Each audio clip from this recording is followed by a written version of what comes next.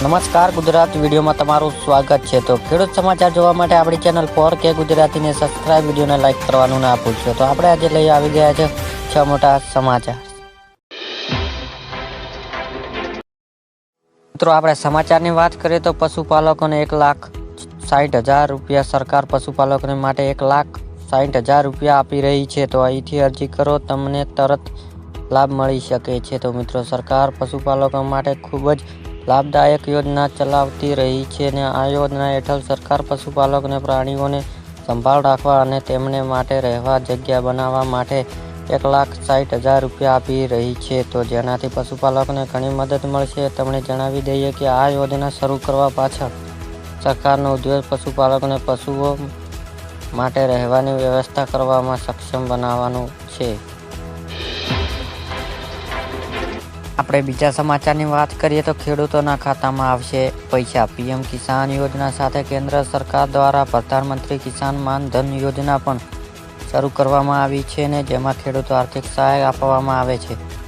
PM માન ધન યોજના હેઠળ સરકાર ખેડૂતોના ખાતામાં દર મહિને 3,000 રૂપિયા ટ્રાન્સફર કરશે અને જ્યારે આ યોજના હેઠળ ખેડૂતોને માસિક 3,3 પેન્શન આપવાની જોગવાઈ છે। તો યોજના પીએમ કિસાન સન્માન નિધિ યોજના રકમમાંથી કાપવામાં આવે છે અને આ માટે તમારે એક અલગ ફોર્મ ભરવાનું રહેશે। તો આ પેન્શન યોજના લાભ લેવા માટે ખેડૂત દર મહિને 55 થી 3.200 સુધીનું યોગદાન આપવું જરૂરી છે। મિત્રો આપણે ત્રીજા સમાચારની વાત કરીએ તો 2024માં 25,000ની સહાય। ગુજરાતમાં રાજ્ય ખેડૂત પૂર, દુકાળ અને અતિવૃષ્ટિ જેવી કુદરતી આપત્તિઓને રાહત આપવામાં ઓગસ્ટ 2020ના રોજ ગુજરાત સરકાર દ્વારા મુખ્ય કિસાન સહાય યોજના શરૂ કરવામાં આવી છે અને ગુજરાતમાં કિસાન સહાય યોજના 3 રાજ્યો સરકાર દ્વારા ખેડૂતોને મહત્વના 4 ટ્રેક્ટર માટે કૃષિ પેદાશોને નુકસાન 33 થી 60 નુકસાન મળતર આપતી કુદરતી આફતોના કારણે થતા નુકસાન કિસ્સામાં ખેડૂતોને 20,000નું મળતર આપવામાં આવશે અને 60 કરતાં વધારે નુકસાન થયું હોય તેને વધુમાં વધુ 4 ટ્રેક્ટર માટે 25,000નું મળતર આપવામાં આવશે।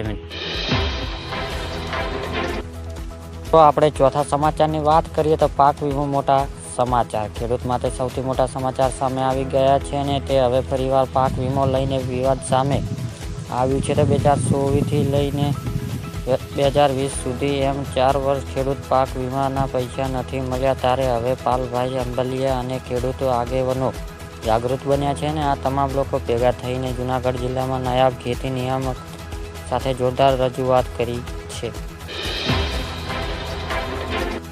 મિત્રો આપણે પાંચમા સમાચારની વાત કરીએ તો 2024 પાક ધિરાણ લોન એટલે કે ગુજરાતમાં દરેક ખેડૂત માટે પાક ધિરાણ લોન લઈને આવે છે મહત્વના સમાચાર।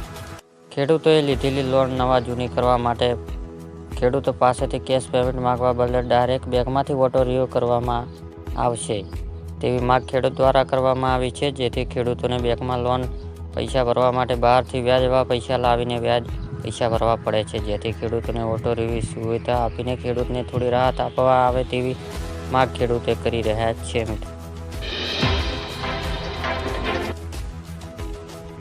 આપણે છઠ્ઠા સમાચારની વાત કરીએ તો સુરતમાં પતંગ દોરીથી ગળું કપાતા યુવતીનું મોત થઈ ગયું છે। તો મિત્રો રાજ્યમાં ઉત્તરાયણ પર્વ દરમિયાન ટુ-વ્હીલર પર જતા લોકો માટે સૌથી વધુ જોખમ છે અને સર્જરી દોરો ગળામાં લપેટાઈ જવાથી ગંભીર ઇજાઓ પહોંચે છે। મિત્રો તો આ સ્થિતિમાં એક યુવતીનો જીવ ગુમાવ્યો છે મોપેડ પર જેથી સુરતમાં મોટા વછરાની યુવતી ગળું કપાયું હતું તેને સારવાર અર્થે હોસ્પિટલ ખસેડાયા હતા પરંતુ તેને મૃત્યુ જાહેર કરાયું હતી। તો મિત્રો આ હતા આપણા 6 સમાચાર। બીજા સમાચાર જોવા માટે આપણી ચેનલ 4K ગુજરાતીની સબસ્ક્રાઇબ, વિડીયોને લાઇક કરવાનું ના ભૂલશો।